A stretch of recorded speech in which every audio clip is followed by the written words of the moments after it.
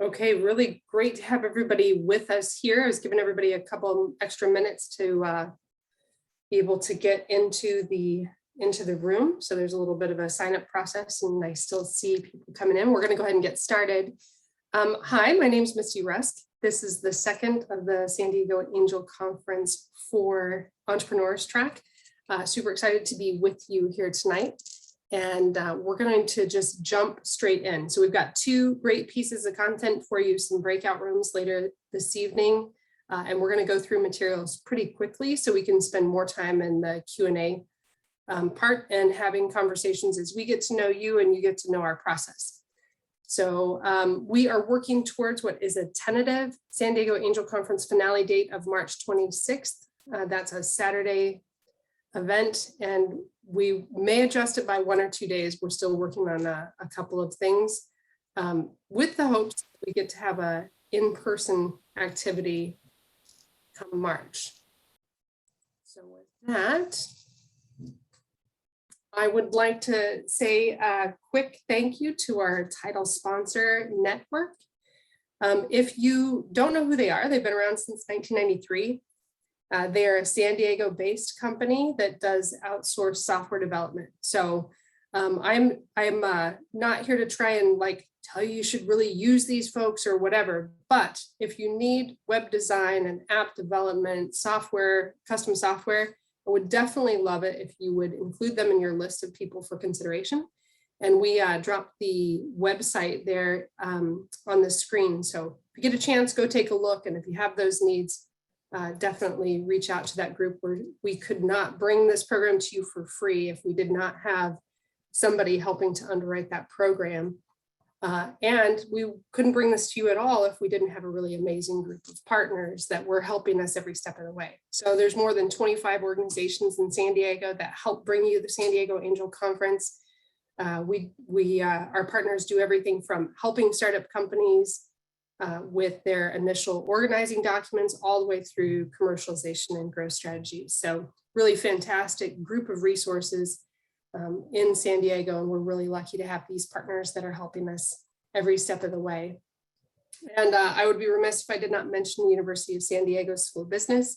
That is the program that pays my salary, creates the space for us to be able to do this, gives us the latitude to do this great community-focused event. So you don't have to be affiliated with USD in any way to participate in the San Diego Angel Conference. But it's a really great benefit that lines up nicely with the university's mission to do good work in the world and supports our San Diego School of Business. As part of the Free Enterprise Institute that runs the San Diego Angel Conference, there is a sister organization, which is the BRINC, SBDC. And I see that we've got a couple of people here from that team. I see Rhoda Sabachi, and I also see the director, Rachel Lozano Castro. Rachel and Rhoda, do you want to take a minute here and talk about what you have going on? Sure, I'm happy to. As a sister within the Free Enterprise Institute at University of San Diego, the BRINC, which is a small business development center, it's really excited to work with companies that are doing really innovative things, solving problems we're solving. And we'd love to work with you alongside the process of the SDAC, as well as before and after in kind of an ongoing way. So there's not like a cohort that you have to apply for. You can just, I'll chat the link, and Rhoda and I get all of those forwarded to us when people sign up for free services. And it would be a really great way for a lot of you to kind of leverage additional advice, training, et cetera, alongside your goals to really finance the startups you're running. And worth mentioning too, that we also have office hours weekly that really are paralleling the topics that we're learning on Wednesday nights here. So if you want to kind of dig deeper, feel free to attend those on Tuesdays. So we'll chat a little bit about that into the chat. Thank you. So the BRINC, if it's not super clear to you, they do two things. They do education and support programs like this, but they also do one-on-one consulting for growth-oriented businesses, and that service is free. You can sign up for those services, and Rachel's going to put the chat the link in the chat. You can sign up for those services, and we underwrite that program with grants and donations in other ways and bring you the best consulting team we can put together that is helping companies like yours. So over the last 3.5 years, they've served over 1,200 companies. They have over 600 on their active roster right now. And they've helped those companies raise over $124 million. So we see about half of the participants in the San Diego Angel Conference are also clients of the Brink. And so it's a super good program, and really excited to get to be part of that as well. So quickly, a couple of little overview things. The San Diego Angel Conference is going to invest at least $200,000 in the winning company, provided that we move enough units. So we always set that out as the goal. We haven't ever missed the goal. And last year we raised with our SPVs that happened on the side and the direct investment in the 5 companies, a little bit over $1.7 million on our $200,000 goal. So super excited to get to be part of the team that brings you such an amazing thing. On the screen, you have our winner from Fund 1. That was the last time we did anything in person, which was all right, but we got this very, very cool picture. That is Fund 1 manager, Dr. Sylvia Ma, with the winner, Oriana Bretschker, with AquaCycle. And just wanted to bring that to your attention. And I'd like to take a minute and introduce next year's, or this cycle's fund manager. Brian Engelman and Sumner Webster are both here. So I see Brian's here. Sumner might be here somewhere, but Brian, go ahead if you have anything you want to share tonight. No, just welcome back. I see a lot of folks that joined us for week 1 last week, and some new names up on the board. Looking forward to the next this week included, the next 14 weeks, providing as much value as we can and getting to know you as much as we can as well. So, and I can't see, I only have so many on my screen. Is Sumner here too? I didn't see him, Misty. Okay, well, if he pops on later, we can hand it over to him as well. So really great. There's a team of fund managers. We have 8 or 10 people that meet on a weekly basis, and a lot of times do plenty of work in between that help put this conference together for you every year. So they recruit the investors, they weigh in on all the critical decisions, and help to bring this program to life. The quick overview of how the process works, it works in 2 big chunks. So in the first half, we do this series, which is the Entrepreneur Series. In the second half is the Investor Series. So when we finish with this series, we're going to finish it on December 15th with the deadline for applications. We're going to throw a party. If the world is going to let us do that, we'll do that in person. Zoom parties are all right, but not that much fun. So really, really looking forward to getting together in person on the 15th. That application deadline kicks off the next phase. So investors then use your applications to learn about investing. And I've got a few things to share with you in the second half of the program tonight about the kinds of things that we teach investors so that you know what we're teaching them to look for. So we have a group of both seasoned and novice investors that join us every year. They work together to go through the deals. They'll spend 3 months studying the deals and winnowing down the applications until we get to 6. The top 6 companies we're going to go through due diligence on and do really tremendous amount of work in about 5 weeks to study up everything that we can learn about those companies. And then on March the 26th, they are going to pick a winner and perhaps some runner-ups for funding. So that's in a nutshell how the process works. It's a total of about 35 events that happen over the course of 6 months. And with that, that's all my introductory comments. I'm going to hand it off to the amazing Doug Coman. I missed the world's best photo opportunity a couple of years ago when we were doing these in person. And this session on use of funds was overpopulated. We had to move the room twice, I think, the week of the talk. And it was at the end of Doug's talk, when he got to the very, very end, and he pulled up his contact information, everybody in the room pulled out their cameras and took a picture. And to me, that's like the new measure of a really, really great talk where there's super useful information. We keep bringing Doug back because I really love his method of starting at the end and building backward. And with that, Doug, I'm going to hand it over to you. I will stop sharing so you can have the screen. Thank you very much. Listen, it is a pleasure to be here. And let me just get my screen shared correctly. I'm not going to give out my contact information at the end of this one, so I'm sorry, Misty, there won't be that. I was just telling Misty, actually, can you see the right screen? You guys see just the presentation? Great. All right. So I was just telling Misty before we got started tonight how I actually struggle in the virtual because I love being there in person because I like to be able to interact. And I like people to ask a lot of questions. So to the extent that we can simulate that here, I am fine being interrupted all the time. I tend to do it to other people, so I have no problem with it. So please do not hesitate. Like as Chris will ping me or someone just yells, "Hey, I got a question." That'll be great also. Just to kind of couch what we're going to talk about tonight, I have to say that I love helping in this capacity. I love talking about this topic. And where it comes from is I spent my first life in finance and technology before. It's called fintech. I traded on one of those old trading floors where they jumped up and down, and I traded options and derivatives on indexes and other derivatives. And I went on to found one of the very first electronic hybrid floor screen firms. And so I was the first to disrupt that industry and help put it on an electronic audit trail.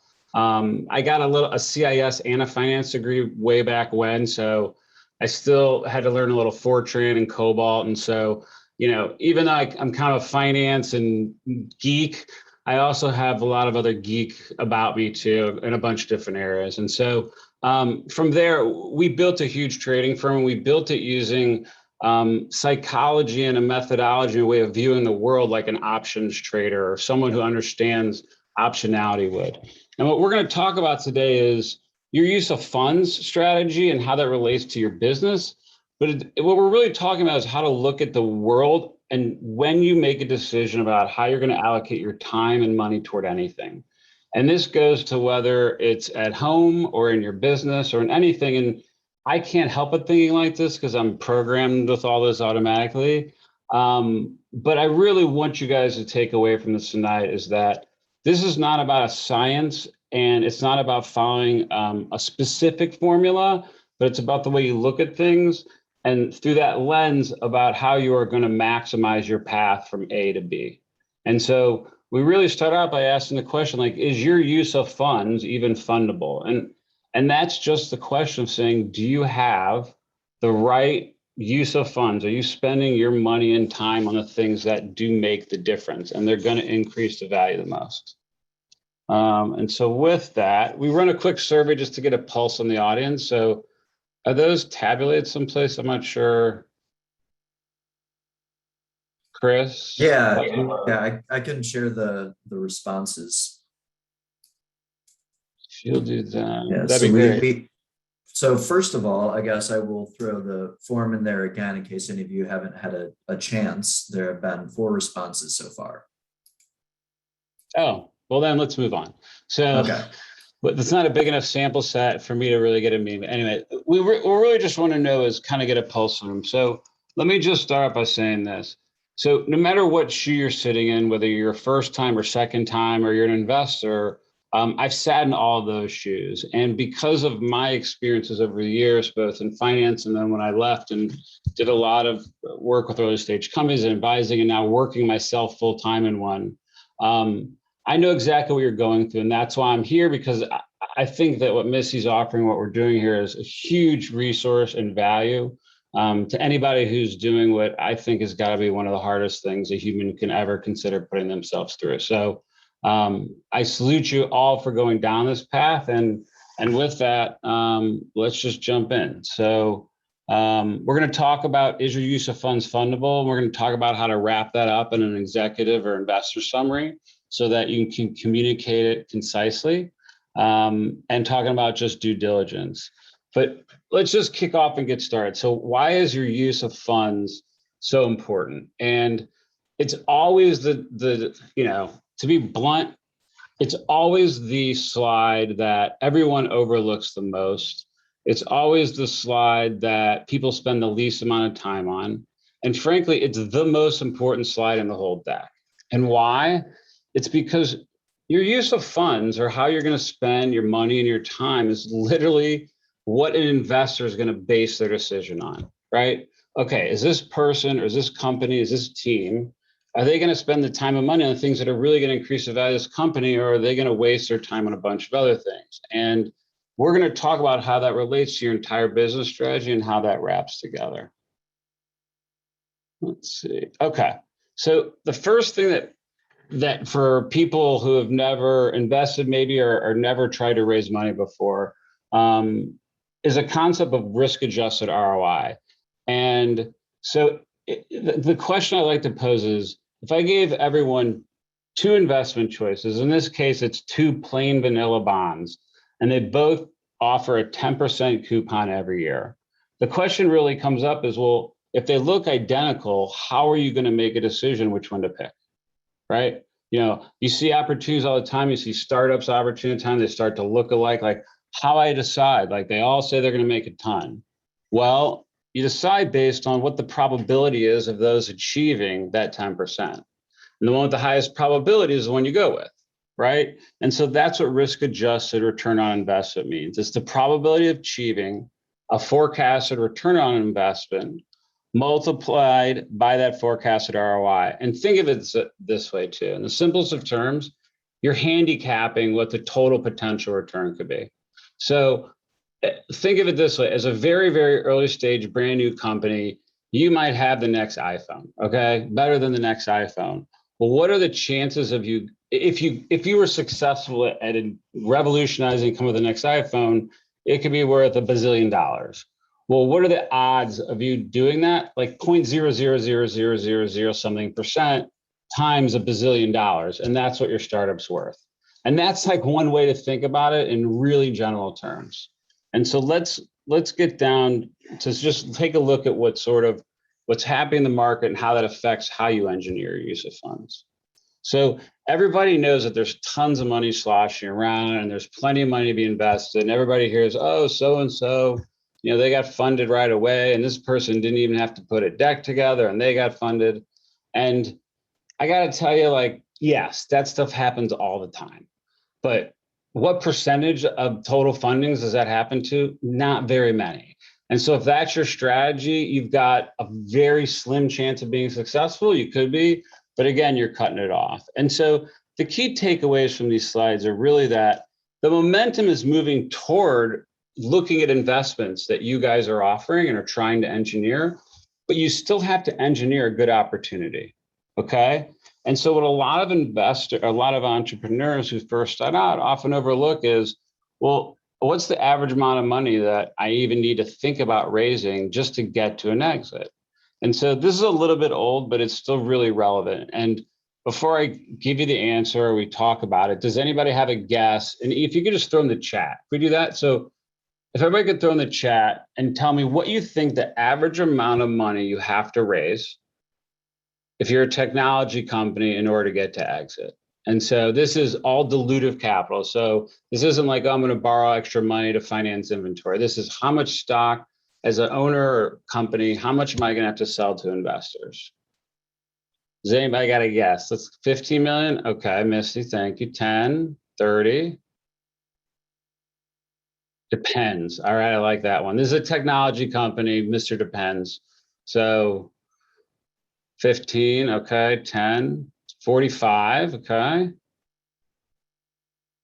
right, this is close to interactive. All right, so 500,000. What's your idea, Mr. Alejandro, speak up. I want to hear what you have for 500,000 bucks that's going to do it. So the answer is 41 million. And this is for technology company. And so, you know, sure, you could get there with 10, you could get there with 500K. I don't know what your idea is, but the average is 41. And so when you talk to an investor, and a big part about what we're talking about tonight is how to talk about your business and your business idea like it's a business before you go talk to an investor, right? And so when you're talking about your business, you want to talk about it in these terms. And you want to say, you know what, I'm seeking 500,000 now, I'm seeking $1 million now, but I know I'm going to need more because every company needs more. And a lot of companies need way more always than what they plan on needing.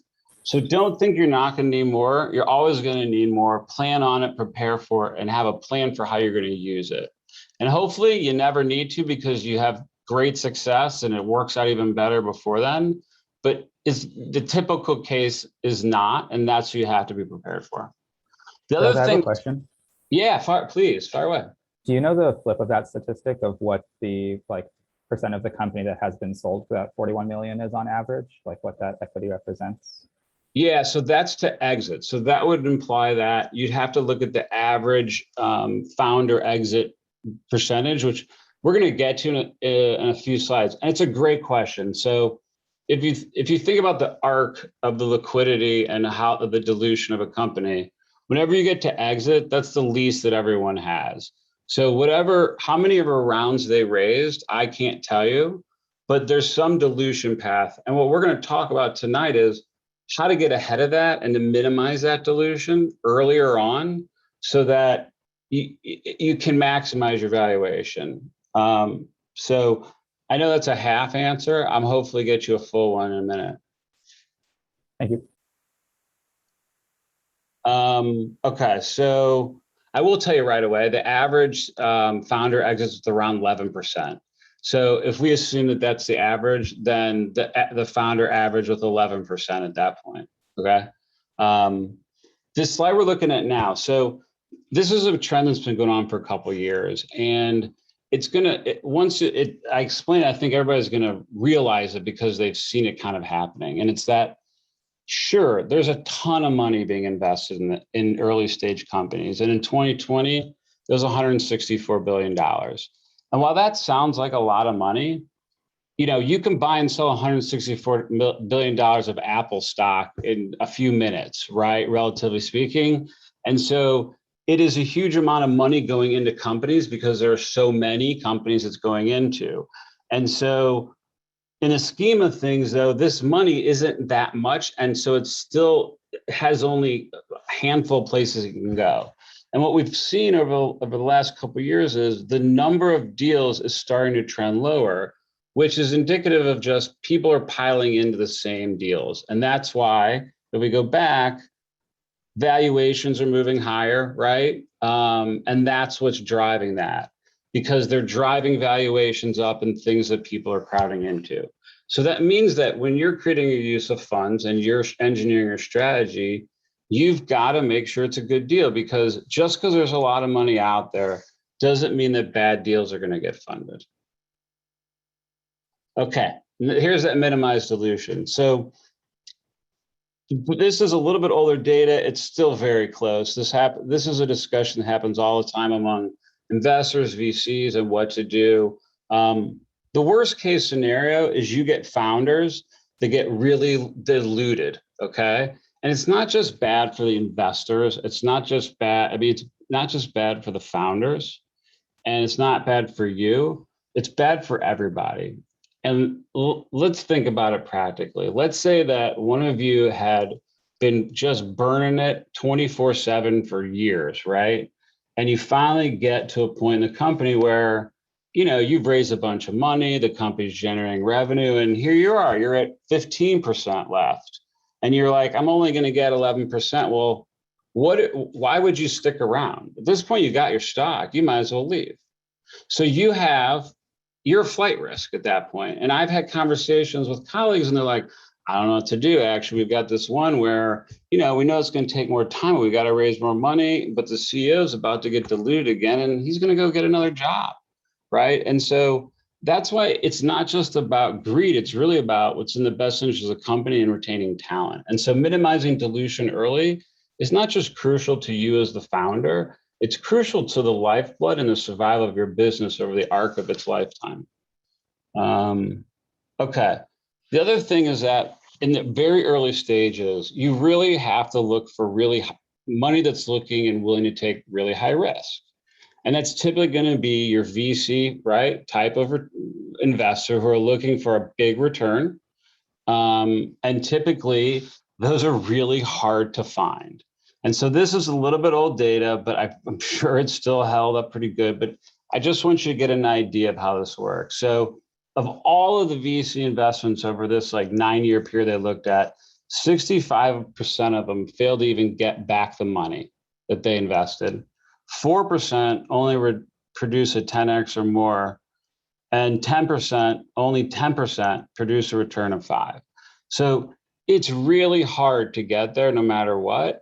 And they're looking for those opportunities, and they've got 20 of these, and they need 1 or 2 of them to make it, right? And so they're looking for you to be potentially one of them. And so this kind of dovetails into where are you on the risk spectrum and why investors demand higher returns for higher risk? Well, think about it in your own lives, right? It's just like the 10% bond choice. Like if one only had a 10% chance of getting you the 10% and the one was 90, it's a clear choice. It's the same thing with your money. It's the same thing with capital. You know, the more risk, the more return that capital is going to demand. And knowing where you are on that is really important. And so here's some data that's interesting that everybody's going to, I think, will resonate. Of over a little over 1,000 companies that actually got backed by seed funded. And there were twice as many that tried at least, right? So this is just the ones that got funded. All right. Only 40% of those got funded again, which means the rest fell out. And then after that, that's all that was left. And then here, which means that investors who are going to invest early on have to have a huge return or have to see the potential for one, because the chances of them getting here are very, very low. And so that's why when people, you know, you'll hear a lot of people say a 10x rule, 5x rule, they're going to start throwing X rules all over the place. This is just a good visual to visualize what this kind of represents over the course of the spectrum, right? And so if you think about it, like, think about what the stock market resembles, right? So what's the multiple on ROI for a public company stock? All right, well, it's less than 1x, right? Because the yield on those on average is 7%, right? So it's a fraction of even the company that's getting funded out here. So now let's go to the reverse. So for you to get the chances, or for someone to risk money on a company or an idea to go from here all the way to here or here, this is why they have to see this kind of potential. And sometimes, and I like to use metaphors, sometimes it's worse. For anybody who's got a sales background or understands buying leads and what leads are worth, think about a sales funnel. You know, the leads all the way in the top of the funnel, they're really not that worth that much, right? Because you have no idea the probability of them turning into a closed sale. And so you're not willing to pay much for them. Well, it's kind of just like this. We don't know, you know, you've got a 10% chance of succeeding. You know, it's got to be lights out, right? But go ahead. And Doug, we have a question from Karen Frame. She asked, at what stage does a company typically get acquired, between seed and Series A, between A and B? She said, I assume it depends on the type of company getting funded. Oh, 100. Okay, so I'm going to give, yeah, I'm happy to try and address it, but you're right. It really does matter. And so I'll give you, here's a range. So in medicine, for instance, medicine's unlike any other industry because you can do an IPO without revenue. I mean, I don't know how you go public without any revenue except in medicine, and you can do that, right? And so there's an answer, right? That can happen early, right? If you meet certain milestones in certain industries, especially in drug delivery, right, and therapeutics, you can get bought up like that. But let's say that you're in a consumer-based business where you're a software company, you're trying to sell something to consumers. Well, that's a whole different ballgame, right? They're going to want to not only see that you can stay in business and generate profits, but that you can continue to acquire customers at a profitable price and continue to generate those profits and grow, right? Because it's not enough just to get to break even or make some money and stay there. That won't attract more investment. It has to have, right, a profile to invest into. And so that's like the earliest. The longest ones, I mean, anything times where you're making capital equipment or you're dealing with really long, you know, builds or designs and lots of R&D. I mean, think about how long it took a Tesla, right, to get liquid and get any liquidity, or companies like that. So it really just does depend. And there's plenty of resources. And at the end of this, I'll show you guys some free ones where you can actually go see where companies did exit. Does that help? Okay. Okay. So there's all kinds of ways that your early stage startups are going to be valued. No matter how you approach it, they're going to use all of them, no matter what VC, and they're going to try and take a combination of them and kind of triangulate and see what works the best. The thing that you need to just take away is that there's all kinds of methods. There isn't a crystal ball. There isn't like one way. And again, this is where you need to really be aware of what these inputs are. And we're going to start talking about kind of what some of these inputs are. But that's just the big takeaways. This is kind of stuff you should start getting familiar with. Okay, so what does impact your valuation? There's factors that impact the range, right? Or multiples that typically cover a wide range. It's narrowed by the following criteria. So you asked when do you exit, you asked when the multiples are. So we already touched on in one of the examples, right? So well, what's the rate of growth? How much is that competitive advantage? Is it easy for someone to come back into the market, or do you have a lot of patent protection? Are you a disruptor in the tip of the spear and you're first? How good's your team, right? What's the macroeconomic conditions, guys? I mean, there are things that are out of your control, right? I mean, AT&T predicted we'd be using our phones for everything, but they barely benefit except for having some of the infrastructure, right? So timing is everything. And you have macro, like COVID. Like a lot of people thought COVID was going to destroy their businesses. And sadly, they were right. A lot of people did. And some people that thought that was going to happen to it actually made their careers. And so you don't know what's going to happen, but you can only control what you control, and you try to mitigate against what you can. And so amount of revenues can impact it. Depends on your industry. Again, sometimes it just depends on your industry. The other things are multiple by revenue or your EBITDA. And that's when they start to look at, once an analyst has a target in sight, they create a list of publicly owned companies that they can try to compare them to. And that's when they consider pursuing them based on these other types of metrics. So, all right, here's the hard truth, guys. And we kind of alluded to it. And you can look at this two ways. I like to say there's a 10% chance of you succeeding. Most VCs and early stage investors, you need to understand it doesn't matter how awesome your idea is. It doesn't matter it really doesn't. Because everybody's going to be thinking there's a 10% chance this is going to succeed, no more, no less, when you walk in the door. And that's just the psychology you're up against and the data, regardless of how good you are on your own. And so this isn't meant to discourage you. It's meant for you to realize what the other side is thinking when you walk in the door. And so you are already prepared to look. Like, I know that 90% of these fail. But here's all the reasons why mine's not, and here's what we're focusing on in order to make sure that it doesn't, unlike the other ones, okay? And this is the beginning of how we figure out. So these are all the top reasons startups fail. CB Insights updated the list this year. There's a resource, it's free. I highly encourage you guys. I got the link at the end. And just kind of take this in for a second, if you guys would. So a lot of these should resonate with you and make a lot of sense.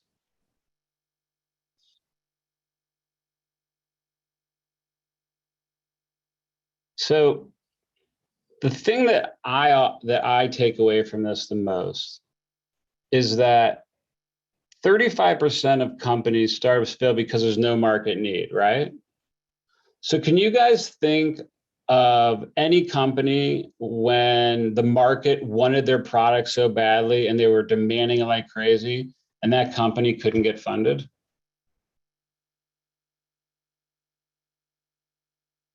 And so the takeaway is that no market need and running out of cash. If you have a market need, you probably aren't going to run out of cash. So the number of companies that fail because of no market need is higher than 35%. It's probably more like 70%, right? Because if there's no market need, no one's going to invest in it ultimately, and you're going to run out of money. And so these things are all huge risks you have to have, but this is the most important takeaway, is that this is where it all fails, okay? This is where it hinges on. Any questions, observations? Anybody have any like, oh, I didn't even think of that one, anything? Okay. So this is where I think about risk-based strategy creation. And what does that mean? It means that, and I did this every day, every week, every month, for years. This is how we build a trading firm. This is how you build financial strategies. This is how you build investment strategies. This is how you build a portfolio. You look at what the biggest risks are and you mitigate those first. And by mitigating those biggest risks, it actually increases the value the most. And so that's what you're focusing on here, is that as the risk of your company goes down, meaning the probability of you being in business tomorrow goes up, the value of your company is going to go up. And so if we think back to that first graph when it's so early and all those odds, that's what's happening here is you need to engineer a plan that is going to severely de-risk your company in some way that's going to drive the value up significantly. And so this happens, it depends on your business, depends on the stage of your business, depends on where your business, like all over the place, right? It can be market size, it can be cost, it can be product market fit. Supply chain people always overlooked. Well, they sure aren't overlooking it now, right? You've got everything from feasibility, manufacturing, team, competition, all this stuff should be very, very familiar. The other thing about disruptive technology and how that ties to some of these other risks is you may have the greatest thing ever, but people might not be ready to adopt it, right? And so that is a huge difference. And that's why if you're a disruptive technology, you have to think about that. As we go back, if there may be a market need, but no one ever talks about market timing or market readiness. And it's often overlooked, okay? And they use it for different, they kind of mix and match, I think, when they talk about risks. But from my background and through the lens I see things, it's two very distinct things. You may have the answer and it may be the solution. People have to be ready. The market has to be ready to take it. Okay, now let's talk about what a good strategy versus a bad strategy even is. This is a great book that was written by Richard Rummel, and it's all about the difference between good strategy, bad strategy. You can use whatever metaphor you like. I like working smart or working hard. It's all about spending your time and money and resources and effort on the things that matter the most. And he likes to say good strategy is not just one that merely urges us forward toward our goal or vision, but it honestly acknowledges the challenges being faced and provides an approach to overcoming them. The greater the challenge, the more good strategy focuses and coordinates efforts to achieve that competitive punch or problem-solving effect. And that ties to another big thing, which is being aligned. And we'll talk about that in a bit. Sorry to advance.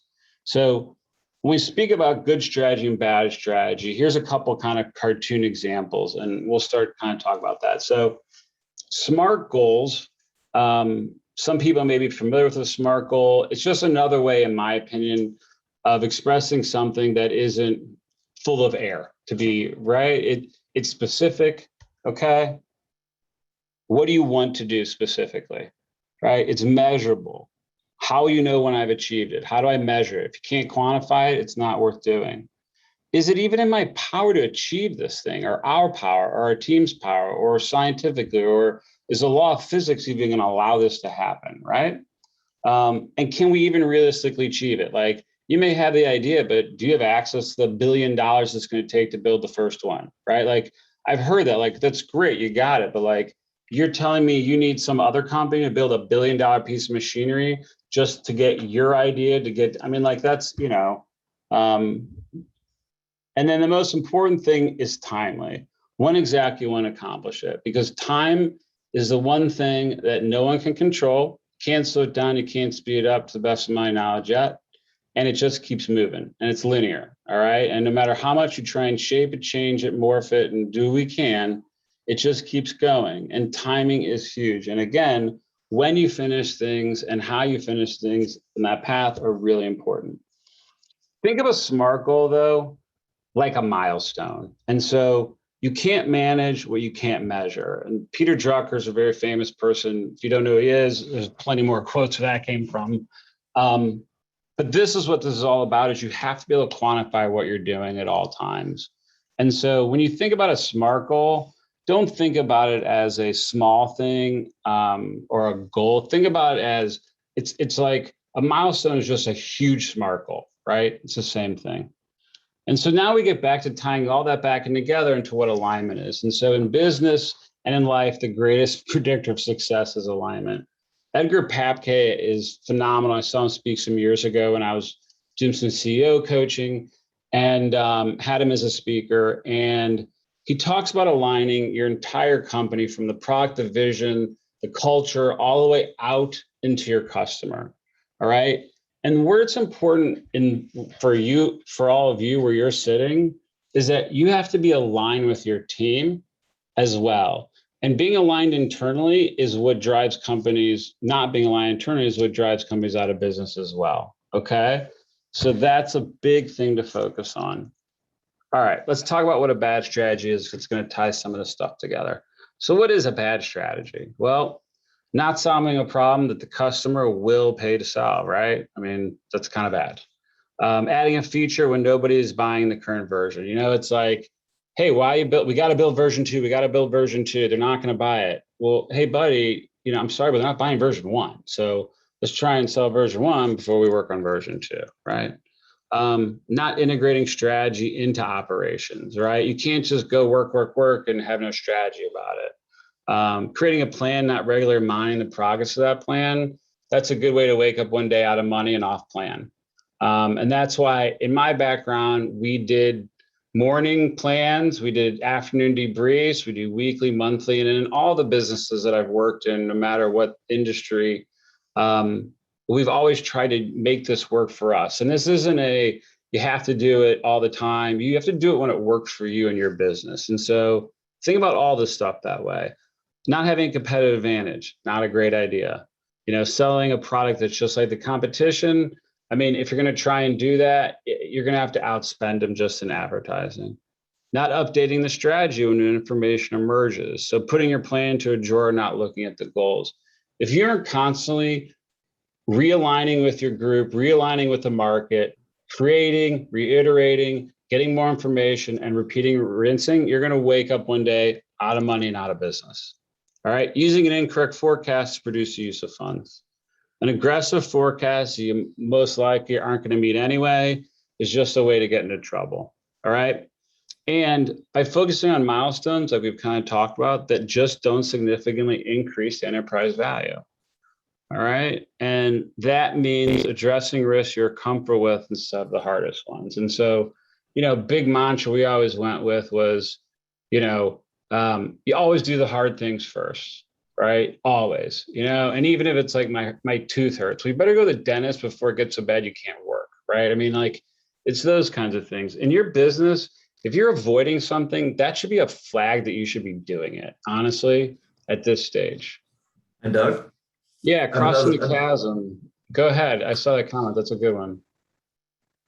All right, yeah, so the question just, have you heard of investors using crossing the chasm type of evaluation? And sorry, Yeah. Karin, for mispronouncing that. Sorry, what was the last part? Karin? Oh, Karin. Yeah, great question. So crossing the chasm type of evaluation. So that's depending on the business, your chasm may be tiny and your chasm may be far. Depends on the business, okay? And you absolutely need to be aware of what that means. And so I'm really glad you brought it up. This is why doing this live is better than as close as we can. So everybody write that down, go look up what that means. All right. And it's a great topic for another day, or even in a breakout, we can get to it. But yeah, it's super important. Okay. So bad strategies, typical use of funds process. When people are done, they spend 90% of their time on here's my idea, here's how awesome it is, here are all the great things about it. And now let me just come up with the use of funds. I need to raise money. I need $1 million. Okay. I'm going to add up revenues I think I can get from it. I'm going to build a P&L. Okay, now how am I going to spend it? Okay, well, I build that. I'm like, all right, well, I use some working on sales, some office space, some marketing. I got accounting. I got to hire some people.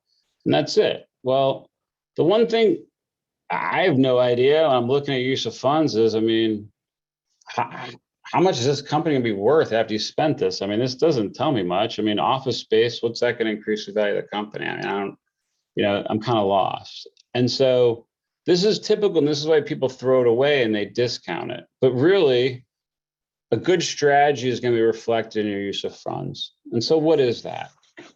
It's a process that aligns the company's stakeholders. You set SMART goals, or really smart milestones, right? You prioritize your milestones, your SMART goals, by the highest risk-adjusted ROI, and you set them for the next funding round. So you're never thinking about, oh, I just got to do this. You're like, I have to do this, and I have to do this, and I have to do this, right? Now, we talk about prioritizing by the highest risk-adjusted ROI. So just to take a break for a second,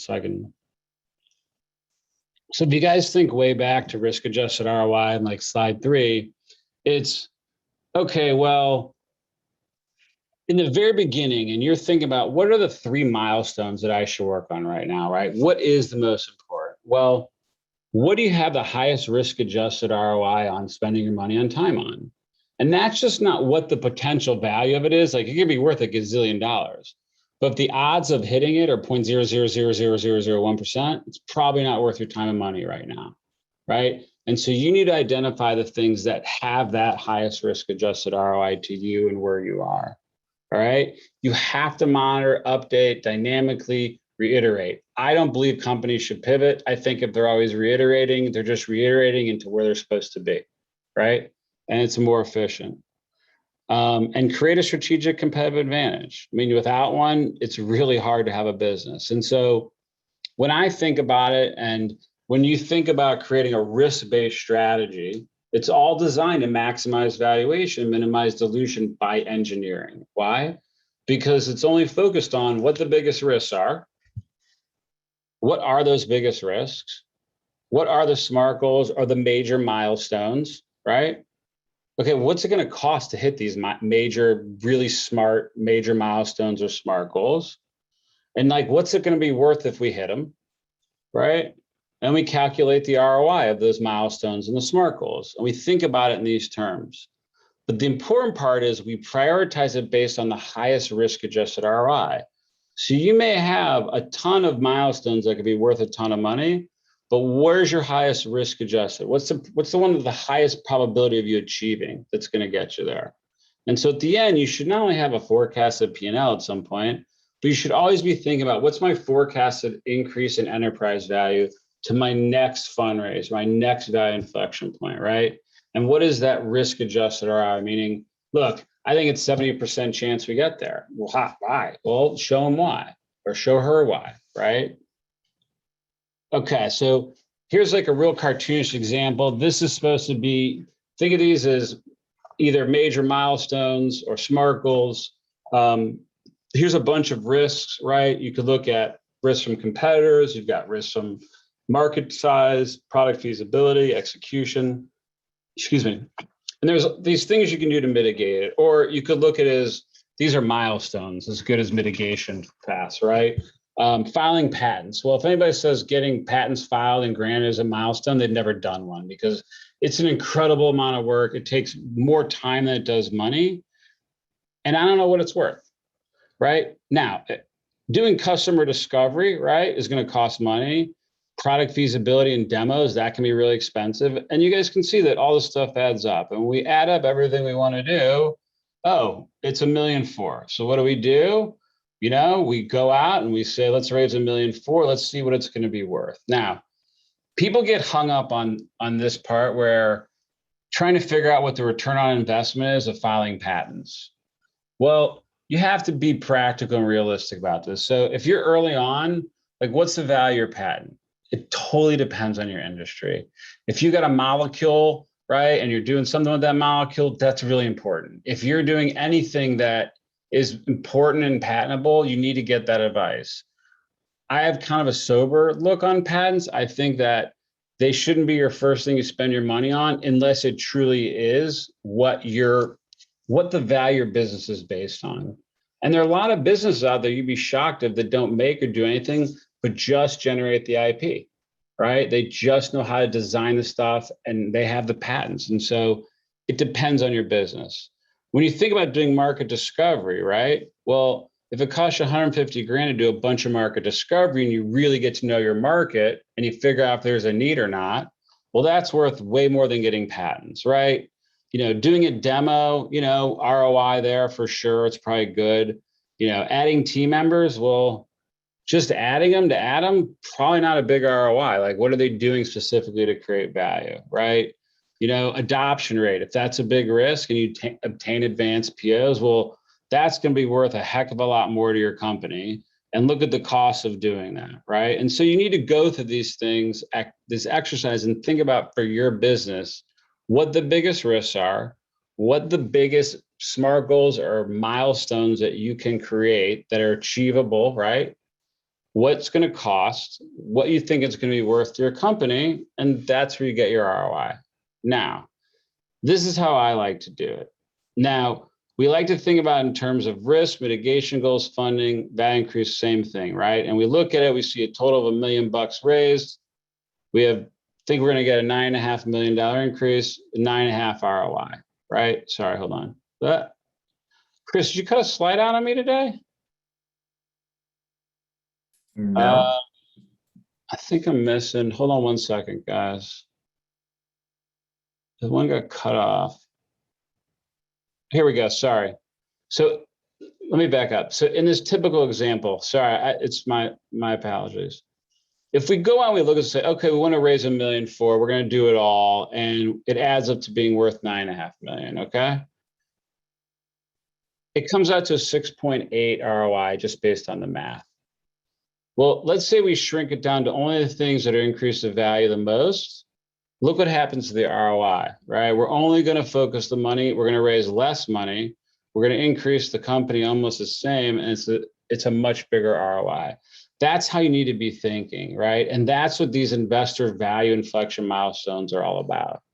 And so let's talk about what that really means in realistic terms. So a bad milestone is hiring a salesperson. Why? Because what does that increase in the value of your company?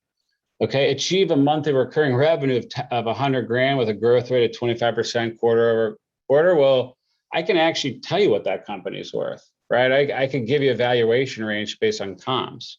Okay, so that's a value creation. Now, it doesn't mean you don't need to hire a salesperson to do it, right? But that's not what's going to increase the value. Okay. 100,000 in revenue. Why is that a bad milestone? Why? I can't sell a one-time revenue, right? I can't just sell that. It's once. It was 100 grand, right? It doesn't prove much. But if I can achieve 100 grand in revenue with a 25% compound annual growth rate, well, that's a big difference. Being publicized in a major journal, depends on the industry. Most of the times not, right? But getting your first purchase order is a much different, better milestone, right? Sometimes if you're in certain science and stuff, I'm not going to dismiss this, right? There's exceptions, right? Getting published and having your data published in a major journal can be incredibly value creating, right? But that's usually tied to something you did to get it in there, right? Like you obviously did a trial or you did something that got you in that journal. So that was what was valuable. Okay. The other thing you got to remember to do is create an entire use of funds roadmap. We talked about the average is 41 million. It could be 100, it could be 15, depends on what you're at. Don't go out asking for 500 grand, knowing that you're going to need 20 million. Go out and find out, look at other companies that follow some path and try and find the milestones at different stages that you're going to have to hit and be thinking about them. And it doesn't mean that you have to have you don't have to have like this detailed plan about how your company's path is going to go from day zero to exit, because you have no clue and you'd be insane to try and do that and no one would believe it anyway. But you have to be thinking in this space, and that in the arc of the life of my potential company, I think I've got the best thing since sliced bread. It's going to cure cancer. Well, you don't get a chance to cure cancer unless you go from point A to point B first, right? And this is about doing that, but knowing what B, C, D, E, and F are. Okay. Building a roadmap to maximizing your return on investment, it ties back to the same thing, right? If we look here, we talk about think about what those milestones look like and how the funding works and how we've talked about risk. This is how you can think about and kind of picture what the company and your startup looks like. In the very beginning, you need to create a massive increase in value, right? You need to have some enormous de-risking of your company to create value. And that's what this really steep first is. And then you bring in more money and you're still generating huge multiple returns, but as they go down, as they go further out.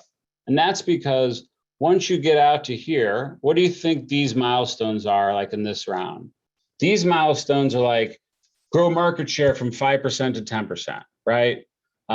They aren't stay in business tomorrow, right? And that's why it starts to go down.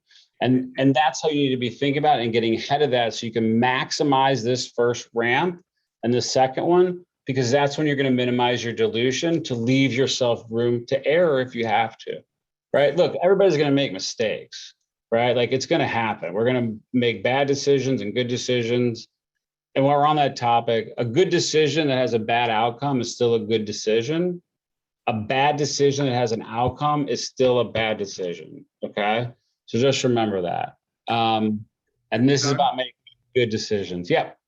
So there was a question asked earlier, and it's a pretty good one. The 2 slides forward, you asked about milestones for each one, or you commented on it, and it was really, Yeah. how do we find what others have done at milestones to get to that point? It's like seed round, they should do X, Y, and Z, or A. Where can we find that? Because that sounds like almost like a hidden gem. I know it sounds like that, guys, and I'm telling you, like I'm in the process of doing myself from, myself now and our company, they're out there. So like the simplest free resource out there is Crunchbase. Like you'd be amazed. You can go find out what they all raise in every round. You're going to have to dig a little bit to find out what their milestones were. But one of the best ways to think about it is this. If you just go find a company in your industry or your segment or anything that's related to you, go look at when they exited, see who bought them, and just take a dive into what that company looked like, because that information is going to be available and say, oh, so they had this much in revenue, or they had this many customers, or, the biggest ones are so-and-so buys honey for X billion dollars because they have this many users. Well, okay, $4 billion, Karen, thank you. There's another company that, anyway, so like it's all over the place, but it's a great point. Does that help? Yes, biggest thing is just, you're right, go to Crunchbase and start digging. Yeah, I mean, Crunchbase. And in the end, let's check. So at the end, there's a slide with a couple more resources. Let's talk about where to get all this stuff. And that's why like having some questions of like, I'm looking for this, where do I get it, would be helpful. And we can kind of do a little, where can I find this stuff? And so this is kind of where it leads, where you want to be thinking about, okay, I have 3 milestones, 3 really smart, big milestones for every round. And I want to have a SMART goal cost analysis of what's going to drive those milestones. And this is just trying to help you think about how to organize all that. Okay. This is just that roadmap to exit, so you can picture it in a graph. But if you think about it, you start in the beginning in a pre-seed, this 18 ROI is not a risk adjusted ROI. So like when you're walking in and you're going to tell a VC or an investor, oh my God, we can make 20 times your 500 grand. Well, what's the probability that you're going to do that? And that's what this risk adjusted number is. So you can think about it. And when you talk to an investor, don't walk in and say, oh, give me 500 grand. This is done, 20X, no problem. They all know there's a risk factor, and being open and honest about what those risks are across the spectrum are really important. Anecdotally, you should be prepared to talk openly and honestly about the risks that face your company.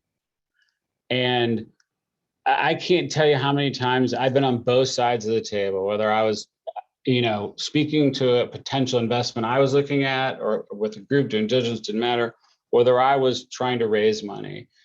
Whenever you openly acknowledges the challenges to your business or something you don't know, it creates a trust with the potential investor, and their willingness to help you actually increases, whether it's money or with other things. And so do not take approaching and talking to investors about what your risks are as a problem, okay? You just have to face them honestly and have to have an honest, realistic plan that's smart to try and de-risk them.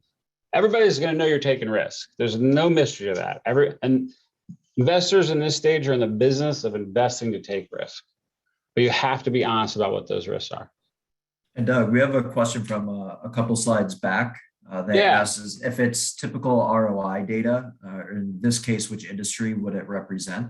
And yeah, great question. It's 2 slides. So let me just talk about, I want you to remember not the specific numbers. I want you to remember the shape, the steepness, how it went. And I want you to remember ranges. I want you to remember where I am in my very first money, my very first seed. If I'm raising from a VC or just friends and family in an early stage, I need to come up with a 5 to 10x plan to the next point that I'm going to raise money again. That's what you need to think, right? Think 5 to 10x. And hopefully, if we're successful and we get to be one of those companies that exit, they're going to make 30x if they stay in it the whole way, right? And then in your next round, you got to be thinking a notch lower than that. And so in every industry, it could be different, but every VC is going to tell you this. If you walk into a VC's office, no matter how awesome your business is, if they can't get a 5x, they can't take it under consideration, okay? Because they can't feed limited partners and that's their structure. That's not their fault, okay? But in a lot of cases, your companies are going to offer 5 and 10x returns anyway. But remember that going in. That doesn't mean, though, that you can't get great investors if it's a 3 to 5x investment, okay? And so that's a direct investment, which anyone would love that return, but they don't have a lot of other limited partners that they have to feed with those returns, right? So understanding the investor and understanding who you're talking to and not being offended by it, but understanding what they need is very important. Where everybody else is in this room right now, you should be thinking, I got to come up with a 10x plan, okay?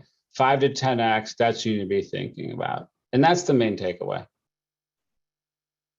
Okay. What do we got? ROI was.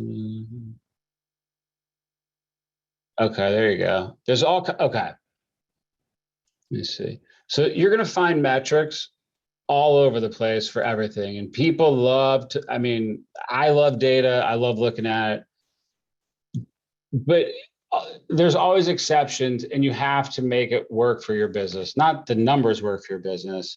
But these are great guidelines, and this is great you put these up. And so whenever you can find resources to give yourself boundary conditions, that's what you want to be looking for, as if that makes sense, okay? Because the sky's kind of limit within ranges, right? That's what you're looking for, but the most important thing is to know where the boundaries of that are.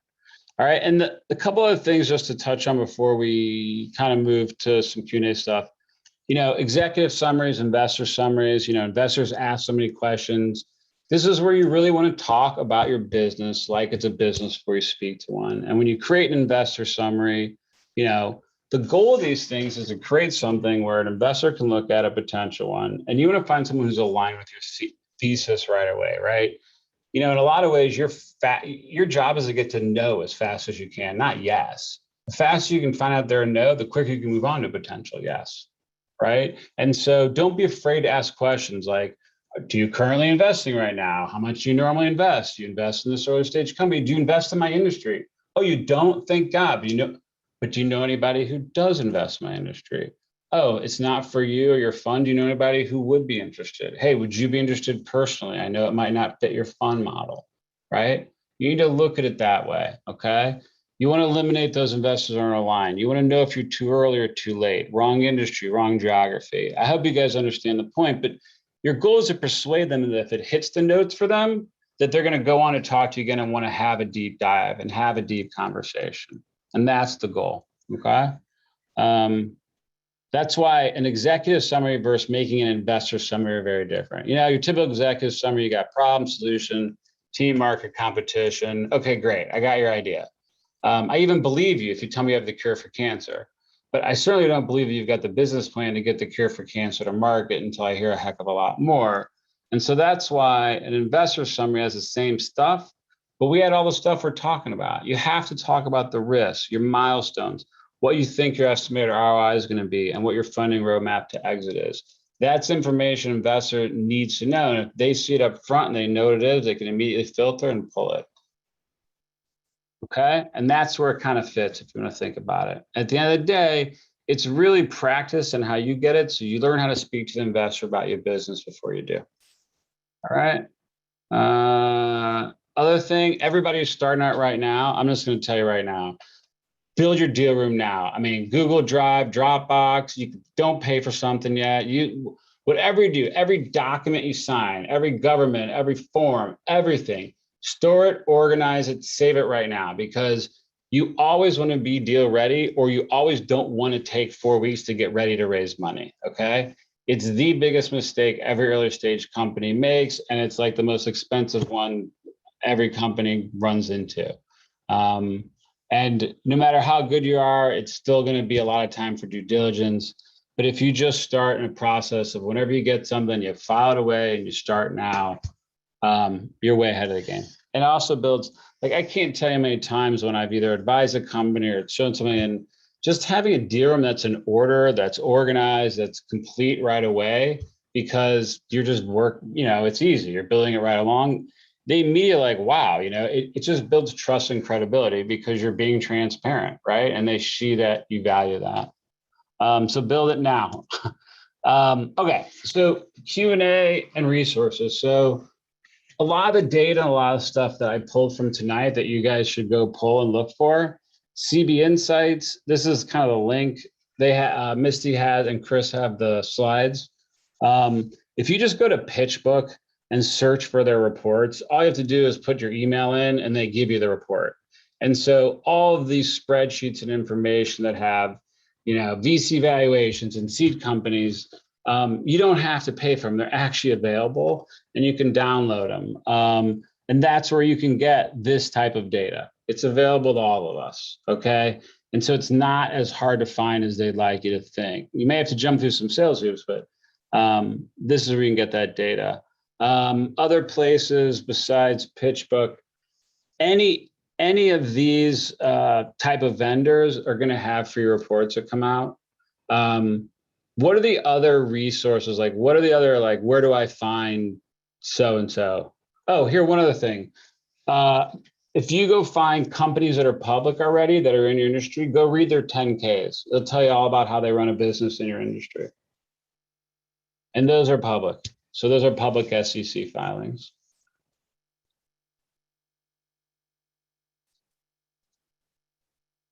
Okay. Here, KPS benchmarks, performas. Is that NDA, not CDA? Paul, did you mean NDA? I assumed it was CDA confidential. What's N? Non-disclosure, is that what? Oh, non-disclosure. Well, either way, both actually, yeah. So you're not going to get a professional investor to sign an NDA until they're ready to do due diligence. The truth is, you really have to be honest with what really is confidential and what isn't. And I think you would be shocked at the stuff that isn't confidential. And you really don't expect one to sign an NDA until they're serious, right? And so be prepared to tell as much as you can to protect, by protecting yourself. I mean, in every business is different, right? But when you're dealing with any kind of like data, or you're gonna, if you're in any regulated or compliant industry, we have to worry about that stuff. It's a whole different ballgame. I've had plenty of investors sign an NDA, and it just depends what you want to show them, right? Like, If you have something truly special, it's data and you have to keep it confidential, like, look, I'd love to show it to you. I can't list under NDA. You really want to see this, like, you'll get them to sign it, right? But again, like, they have to be ready, right? Estimating probability such milestone calculation. Okay, so, all right, so this is a good question. So Kyle, so I can't tell you without having a conversation with you and asking you questions to figure out the unique risks and the probabilities of your specific situation. I can't answer that for you. I've done it across 20 plus industries, and I've done, I've priced stuff my whole life, but you have to look at it as applies to you, look at other companies, figure out, like, think about in the same example, like one way I like to think about it, I hope this helps, is if you can create a recurring revenue source, okay, well, that's worth 10 times what that recurring revenue source is worth. If it's got a good profit margin, right? Like, you can think about it in those types of things. Well, what are the activities that are going to get me to that sustainable recurring revenue profit level, right? Okay, well, that's the cost. All right, well, what's the probability? And that's how you kind of build it. And that's why I like to think of it. And I like, instead of trying to think of it in tiny SMART goals and small tasks, I like to talk about SMART goals and milestones in the same breath so that it's a SMART milestone. Does that help? Yes, it does. Okay. Data back calc. Okay. Grades. Okay.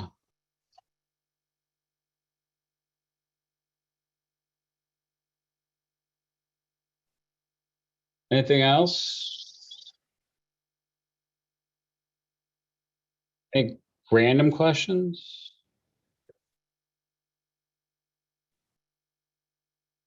Dylan, what type of entity is required by investors? So, great question. If you're going to take professional money, they're going to buy stock and they're going to want it to be C Corp. But depending which stage you're at, you can convert later on. If you're going to take professional money, you plan to do it, it's way cheaper and easier to do it from day one than it is to convert later. There can be a lot of tax consequences. I'm not a tax professional. I'm not licensed to give you investment advice or tax advice. That's my full disclaimer. But in my experience, like, you really want to do it right away if you're going to take professional money, because it can be complicated later on. But it certainly isn't a deal breaker. It just depends. In the early stage, investors are fine with LLCs. It just depends. Or some kind of S corp. It really depends.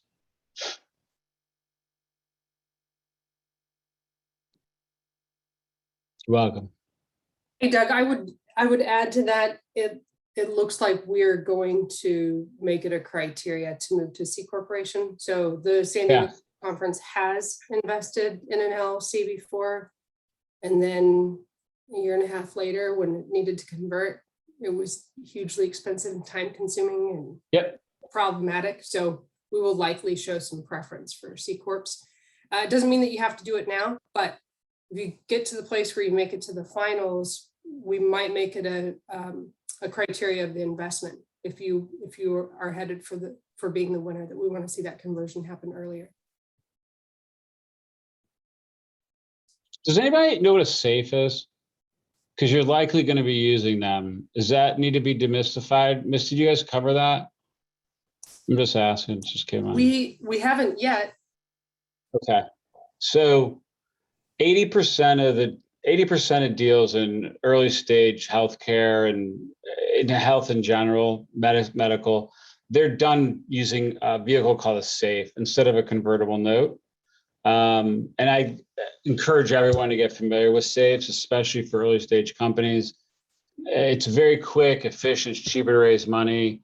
It also is easy for the investor because they know how much they're buying. It just has a cap. It's all done based post money, and it's treated like stock until the next price event. But they're becoming extremely popular and overwhelmingly adopted, even by all over the place. And something I've learned over the last 18 months myself. That's why I'm even bringing it up.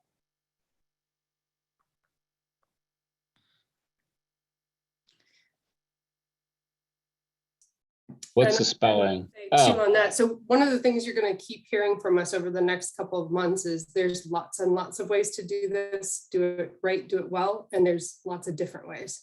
So we have pushed investors away from safes. They're pretty popular in the Bay Area. We're seeing a lot more of them in San Diego. I am invested in one. I think I'm sort of ashamed to say that because I probably wouldn't have told anybody that a year ago. But they're tricky for investors. They're great for you if you can get investors to sign on, but investors lose some protections and upside with a safe. no, And no, even safes are getting better. wait, no, they actually have protection with the cap to the upside. It's the downside. It's actually investor friendly. That's why I wanted to demystify it. So it should be investor friendly and good for the company because, okay, so I'm seeing the pushback. Listen, I'm just warning you, safes are coming. I'm just warning you, okay? I didn't think so either. I was all in your camp. And as far as outside of California, they are going that way. I've talked to family offices in the last month. And the conversation's like, oh, so you're raising a convertible? No. Oh, a safe. Yeah. Is that a problem? Nah, it's the same thing. I'm like, okay. And then I have friends who've been in private equity for 30 years in New York, and they're like, what? How's this work? I still don't get it. What are you talking about, Doug? This sounds like a scam. So, they're coming. I'm an adopter. I ditched my PC and went Apple. I'm ditching converts and going safe. So I'm a fan too.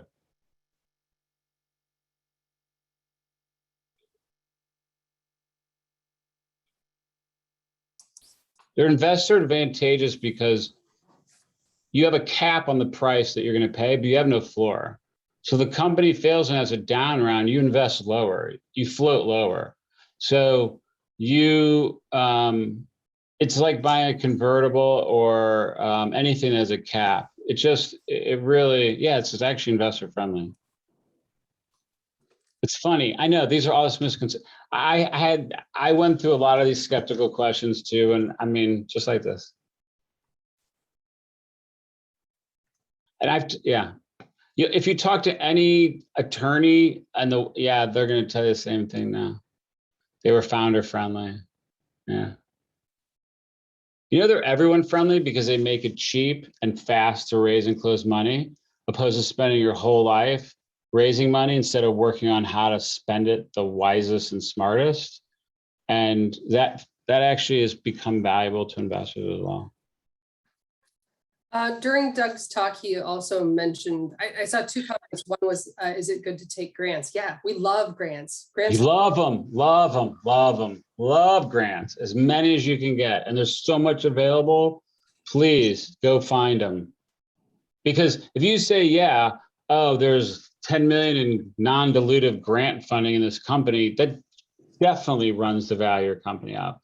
And typically what happens, I didn't mean to cut you off, but typically what happens is someone talks about this idea and you see it and you're like, all right, well, he's got that or she, that's a big hill to climb. And then you start asking questions and you realize, wait, you've got 80 million in non-dilutive funding, technology benefit that you're taking advantage of because whatever you're doing, you're like, why didn't you tell everybody that, right?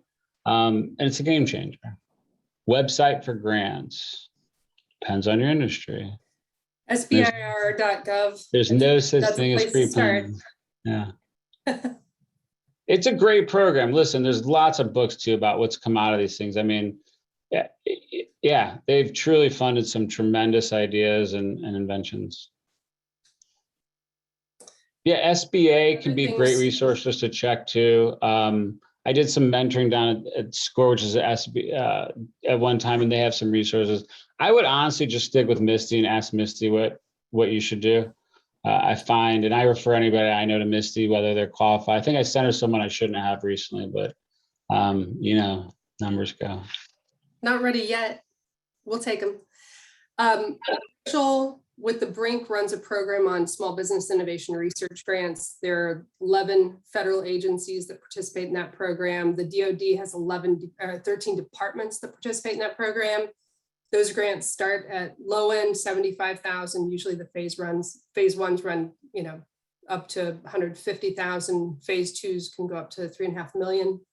And they do a huge range of topics. So if you're in healthcare, definitely NSF, NIH, also DoD. DoD is doing a ton in healthcare. And if you hit your milestones on the first one, they guarantee they give you more money on the next ones in some cases too. And Rachel runs a prep program. So she's got an Oh, cool. Rachel Lozano Castro with the Brink runs a prep program. So we've got resources and coaches that can help with that.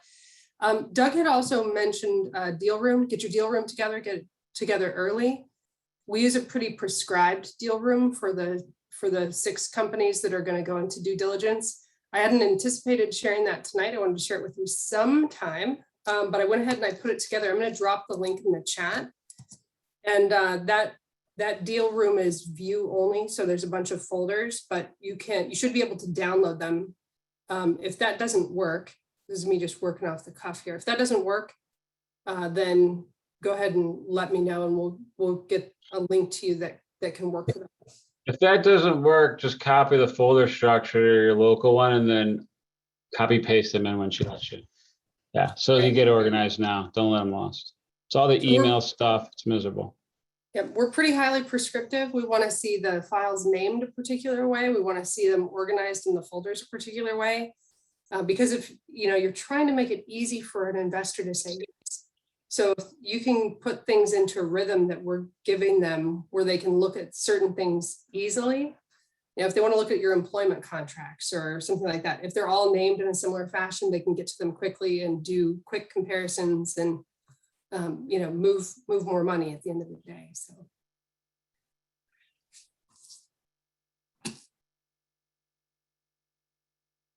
What's considered all grants are non-dilutive. We mix and match. Is a good question. A grant is non-dilutive money, so we just always say, yeah, get non-dilutive grants because a grant is non-dilutive, which means you're not giving away stock; it's just free money. Well, it's totally free, but yeah.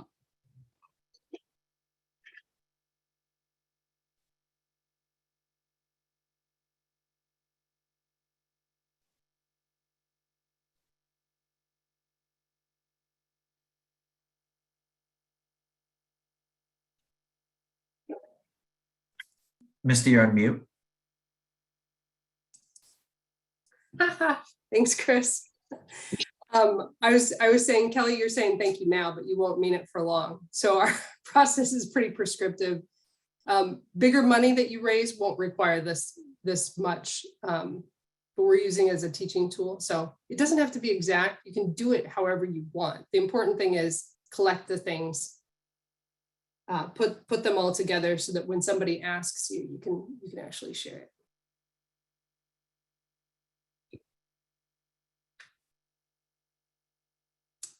Chris, I think Tripty, you shared like a whole bunch of stuff. Thank you for that. There's a really good list of things that she'd shared in there. That's great stuff. Chris, I think you're going to take us into a quick transition or something. Guys, thanks for having me, by the way. Feel free to reach out with any questions and I'll do my best to respond in a timely manner. It's overwhelming.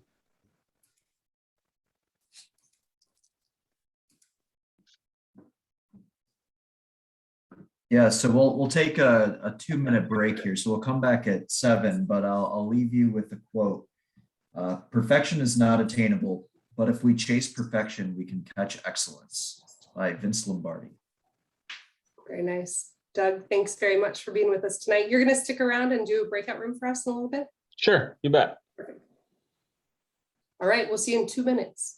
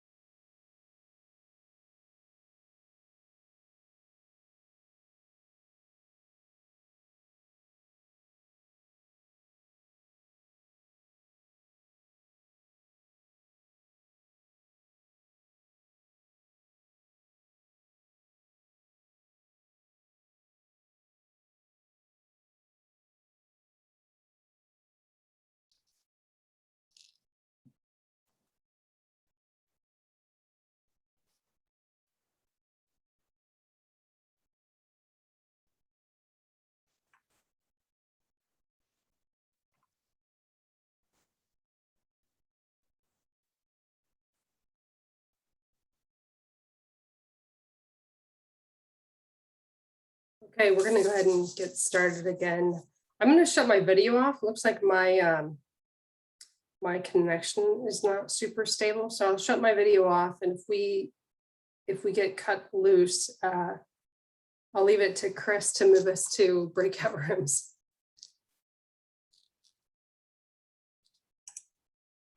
So this is the second half of tonight's presentation. It's going to be short, but we wanted to be able to give you some information about how to get your deck together, just some fundamentals. If you've never done this before, this is the really early stage, quick look at things. And so I'm going to just share a few things. So I thought it'd also be helpful if I talked a little bit about how we teach investors, the kinds of things that we share with them. And I already had a couple of chats that we should, from our investors that are on the call tonight, that we should invite Doug to come talk to their group. So that's a good thing, I think. So we teach investors first to understand and mitigate risk. Second, not to pick losers. And third, get to yes. And so I'll tell you a little bit more. We talk a lot about this on the investor side. It's very, very hard to pick winners, but it's reasonably easy to weed out losers. So it doesn't mean that you'll never figure it out. It just means that what you've got right now isn't going to get you there, and we've got more work to do. So that's the nice thing about programs like this, is we're here to help you along the way, no matter where you're starting, to help you make progress along that. So this is going to look pretty familiar from Doug's talk. I also used a little bit older. My CB Insights information is about 2 years old. He used the 2021 data.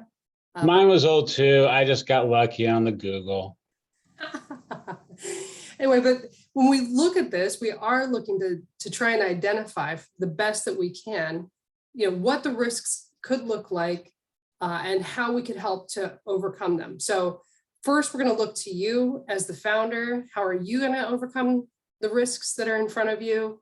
And second, we're going to look amongst ourselves to say who from our group could step in and help solve this problem. So if it's a money problem, that's one kind of problem. If it's a resource problem of some other kind, a lot of times we know people. Sometimes it's a talent problem, and we can work together to be a good partner to you. And we've really cultivated a culture that is very much that way. So this is a slide I pulled straight out of a piece that we do for investors. So when they're looking at what somebody's telling them, when they're listening to a founder pitch, and they say, okay, what is the truth? What does the investor really need to believe in order to say yes? Right? So a lot of times investors come from a perspective of like, how can they find fault? And I promise you, there's nobody on this call that could pitch to me that I couldn't find fault in your deal. There are just too many ways things can fail. Risks that are entirely outside of your control, timing things that change. I didn't used to be able to point to a global pandemic, but now I can for some of those kinds of things. So if we just shift our mindset a little bit as investors and we start to focus in on what do we need to be able to believe in order to move this forward, we need to have some faith that the leadership can get it there, that there's a sincere opportunity for return to the investor, that the team can execute it, and that the terms are fair. So we are not, like a Shark Tank is one of my least favorite things, except for it got all kinds of people talking about angel investing that weren't talking about it before. We're not looking to shark you. We're not looking for the deal of the century, and we're not looking to cause you harm. We're looking to partner with you in order to help you get where you're going, and for us to be able to increase our wealth and our ability to do good in the world that way as well. So again, straight out of slides that we share with investors, we use a multi-phased approach. It doesn't always work out exactly like this, but it's a reasonable path to follow. So do we believe that when we look at a deal, that the team has identified the risks? So did they identify the risks? Can we find other evidence that supports what they say? So a lot of times when I go through and I do my first blush on due diligence, if they're telling me that the total addressable market is a certain amount, that's a number I can almost always find. If I want to know what sales for any particular thing were for the last 5 years. That's probably a number I can find on the internet. And it gives me an outside source to be able to compare. Now, a lot of times those numbers that I find on the internet are different than what's been shared with me, but then we're having a conversation about, why the numbers are different and, what, like how the founder arrived at that information. And then, that's that third phase. And then there's the process of deciding for ourselves, right? So we talk a lot about the investor founder relationship is a lot like a marriage. We're going to spend a decade checking in with each other, holding each other accountable, and working towards the common goal of the success of your company. So this is kind of the approach that we use a lot of times when we're working through things, and I thought that might be helpful for you to see. There's a couple of things. So if you look at, if these are my two pathways, the purple one being the entrepreneur, the founder's path, and the green one being the path that, actually maybe I have those backward. Yeah, the green one being the one for investors. There's a couple of places where our ideas match up pretty closely. Market opportunity in the team. We investors and entrepreneurs think about those two things in a very similar way. But founders, like Doug mentioned, founders will want to spend a lot of time talking about the problem and how you solve the problem. And that, and we're going to coach investors really hard to try and stay out of the product and look at what the business model is, look at the team that's going to deliver it, look at what's happening in the market, looking at the competition. We're looking at a lot more than just the product. The product is actually a fairly small amount of what we should be considering when we're making investment decisions, unless, of course, we're just making investment decisions because we want to see some problem solved in the marketplace. It's a pain point for me, or it's something that I just want to have happen, or I'm passionate about it for some reason. When we look to entrepreneurs, we also look at, how are you building the business model, and how is that reflected in what your competition is doing and what your sales and market strategy is. So again, they're just a couple of different ways that we look at things.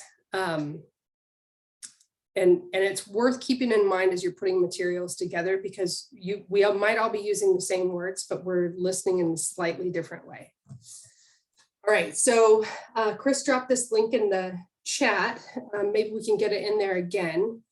But we created a folder with a couple of things for you. So one, we put some templates, some deck templates in there. I think we've got 3 deck templates that I've used. We're never going to try and bring you anything that's just like the source of truth. We're always going to bring you some options.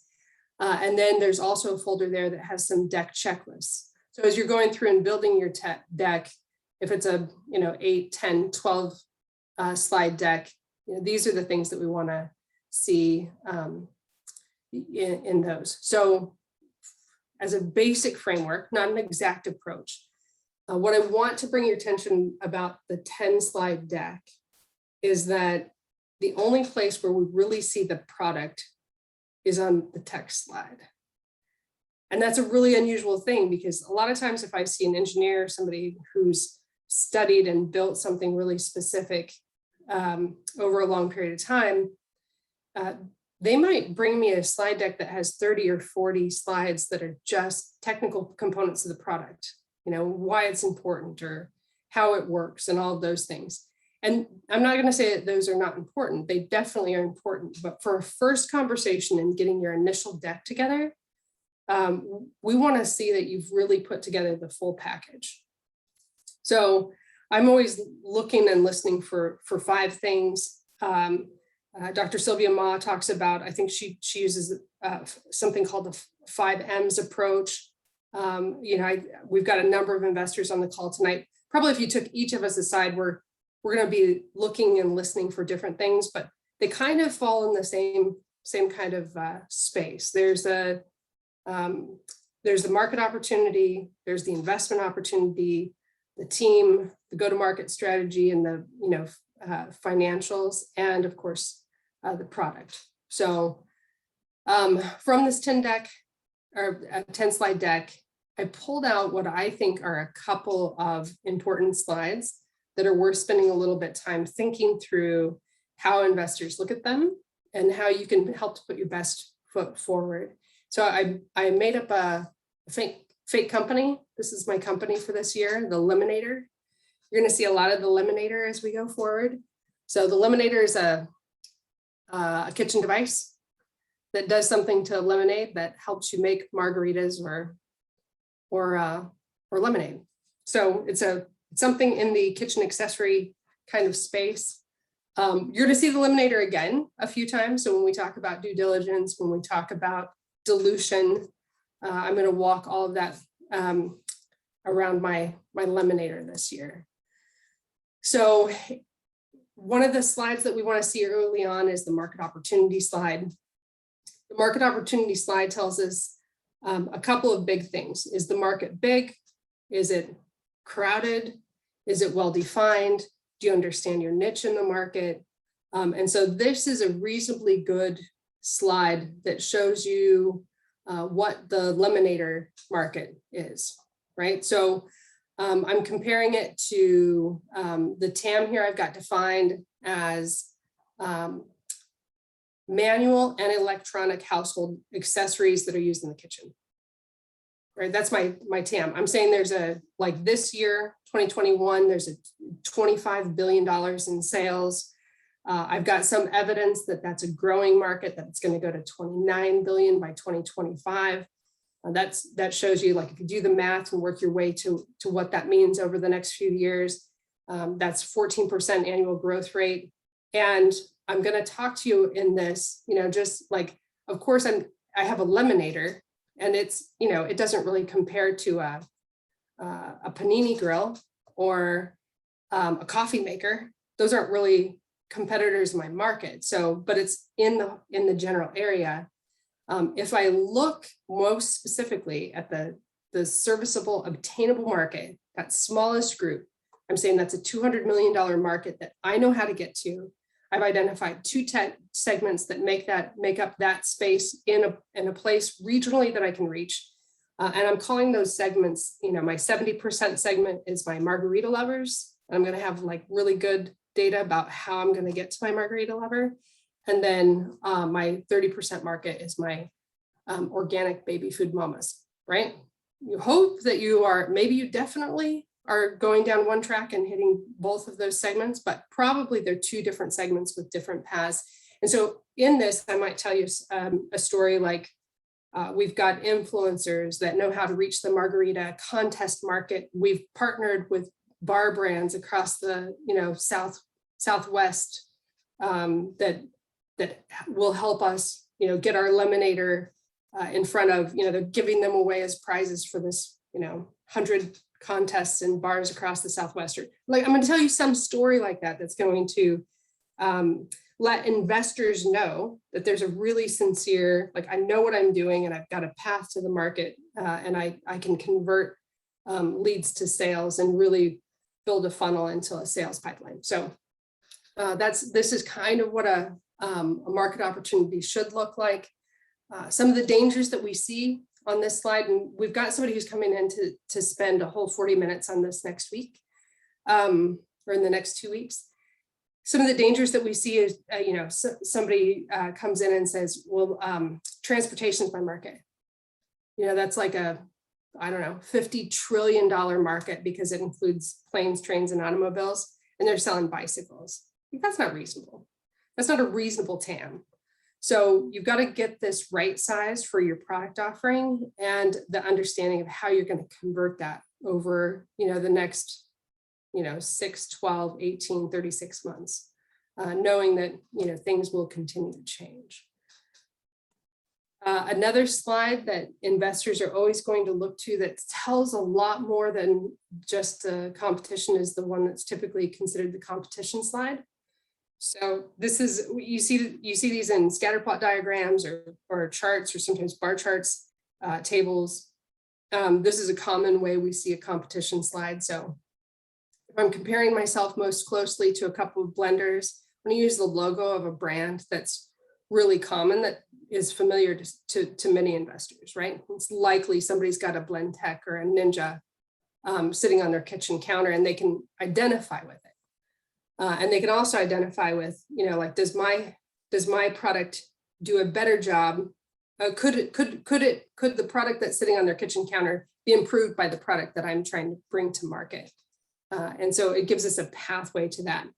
The red X's and green checks, like all of those are, figuring out how to make it graphically pleasing and easy to consume for the investors is really critical, right? Because they're only going to see these things for tops a minute when you're talking, and they're going to be trying to listen to you. So anything you can do to help the investor hear what you're saying and connect with what you're doing is really critical. Competition slide is also super valuable because it tells us where the market's headed and what your potential exit strategies might be. So if you were sitting in this class a year ago, I would have blown off IPOs. IPOs are back. We're totally seeing initial public offerings go through and companies going public. That wasn't something we were seeing a year, but that's certainly picked up over the last 12 months. So we definitely want to be able to plan for that, but still your 3 to 5 or 5 to 7 year exit strategy likely includes an M&A.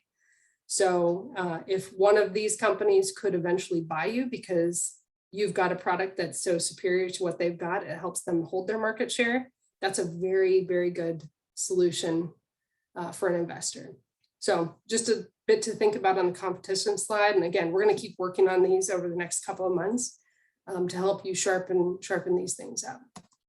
And then the last slide I'm going to share with you tonight is the ask slide. So Doug talked about this a little. You're going to keep hearing this. Your ask slide really needs to answer the question, what's in it for me, for the investor? I see people miss this all the time. Founders completely miss this opportunity. Like, oh, I need your $500,000 because it's going to help me. And then you talk about the magic, right? But investors need to know what's in it for them too. So this example is on a convertible note. Many of you are probably going to go the convertible note route. So being clear about what that's based on is very helpful. We see the pie chart a lot on how you're going to use the funds, and be specific about, this matches up with what Doug was sharing about the SMART goals. So make it milestone based. So the sales and marketing piece, yeah, maybe this means you're hiring people, but I don't want to see this on your ask slide as personnel or key hires. I want to see it on your slide as how this is going to improve your sales and marketing effort.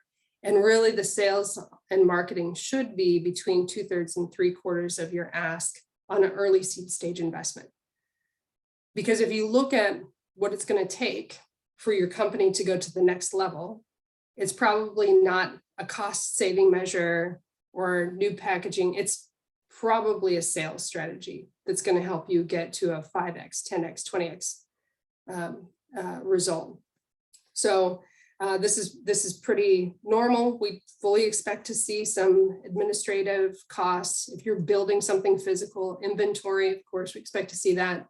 Maybe there's some product development, and product development could include some of your intellectual property. So categories, the exact categories aren't super prescribed, but this should sort of give you an idea. And in this particular slide, we're saying, we're looking for a $400,000 convertible note on a $3 million valuation with a 20% discount.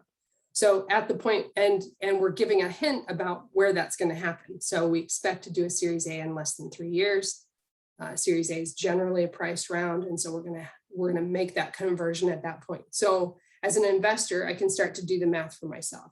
If I could put $400,000 in, and in 3 years it's going to convert to preferred stock, or it's usually to preferred stock, and in that next round of funding, plus I get a 20% discount. So my money goes further, and I'm going to get interest. I didn't put an interest rate in here, but interest rates typically run 6 to 8%. I can start to calculate what the return could look like for me as an investor.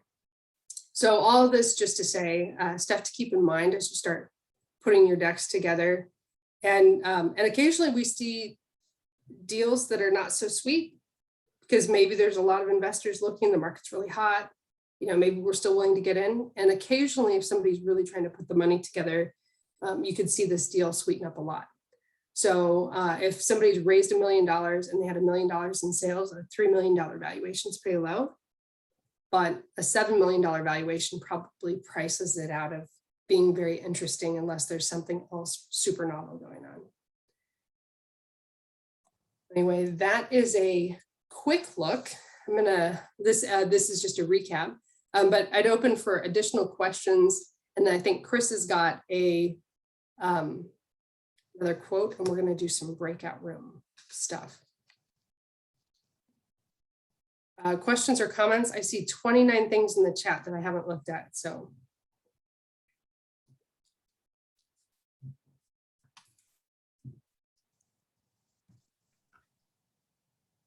All right, and I do see, I did see Sumner here. Is he still here? Yep.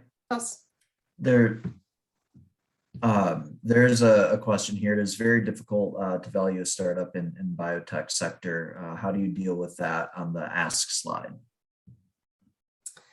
Yeah, it's a good question. Valuations of anything early on are tough. Doug, do you want to take it? You're laughing. I think you should take it. Because I agree with you until like there is actual data to be gotten. And that's the answer. So lo and behold, because I used to be in the same position, like how are you supposed to value this stuff, right? A therapy, I mean, you have no idea. You go and there's data on early stage pipelines and what those things are worth based on what the acquirer is going to buy. And you're talking about valuing a pre-revenue company, which is a different animal. I'm in one right now, actually. And I can tell you that it can be, actually, you can IP, anyway, it's a niche and you need to find out more about it. Yeah, there's just data you need to go get.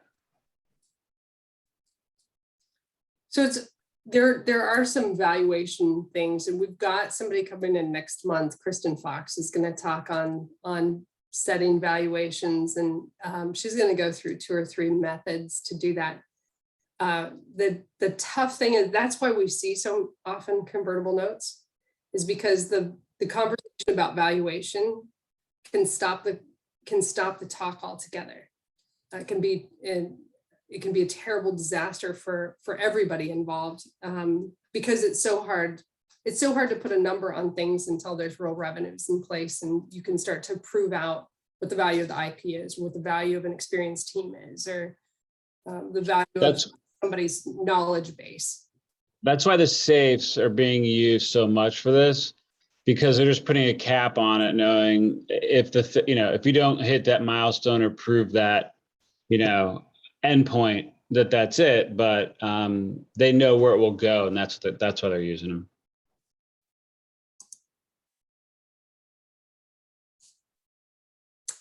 Other questions?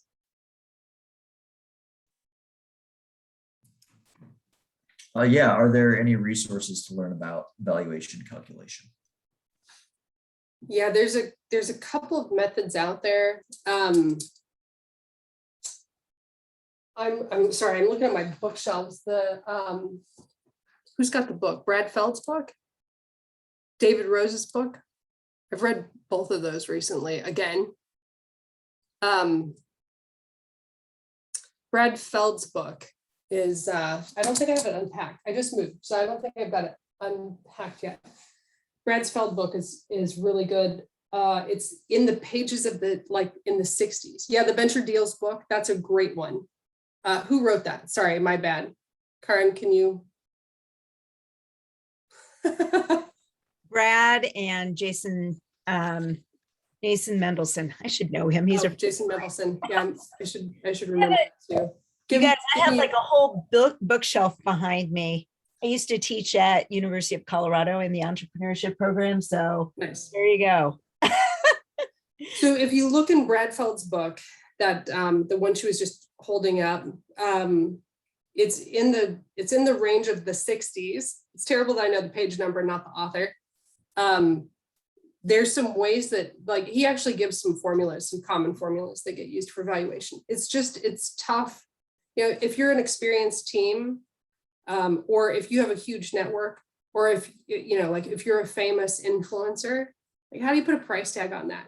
I can tell you as a founder, the price tag you're going to put on it's quite a bit higher than the price tag an investor is going to put on it until you can show that it transfers into sales. So it's a tough one. It's tough to put numbers on some of those things. Yes, Brad Feld, Jason Mendelson. Should have known that. I'm rusty. Had the summer off. I didn't have the summer off, guys. Other questions? Okay, I think we're going to jump to some breakout rooms.